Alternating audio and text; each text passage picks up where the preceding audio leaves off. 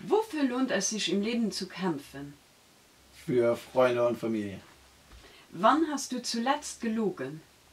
Ähm, Heute, als mich ein Kumpel gefragt hat, ob ich nochmal mit ihm singen möchte. Welche Bands mochtest du als Teenager? Linkin Park fand ich super, aber auch 50 Cent zum Beispiel als Rapper. Bier oder Wein? Das kommt ganz auf die Situation an. Ich würde mal spontan sagen Bier, ich mag aber auch ganz gerne mal ein Gläschen Wein. Fleisch oder vegetarisch? Ich esse auch ganz gerne mal Fleisch, aber nicht immer. Also es kommt auch ein bisschen auf den Tag drauf an und was ich dann noch so mache. Deine Lieblings-Handy-App? Twitter.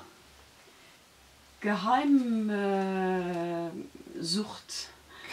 Dunkle Schokolade und Espresso.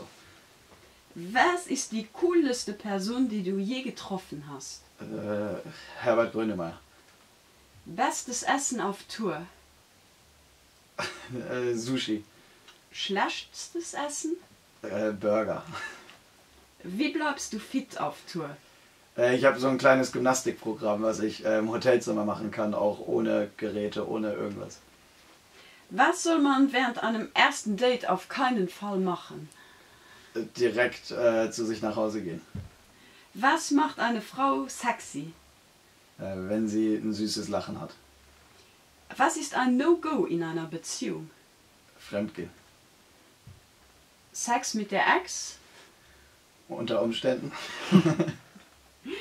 Ja, das war's schon. Jo, gerne.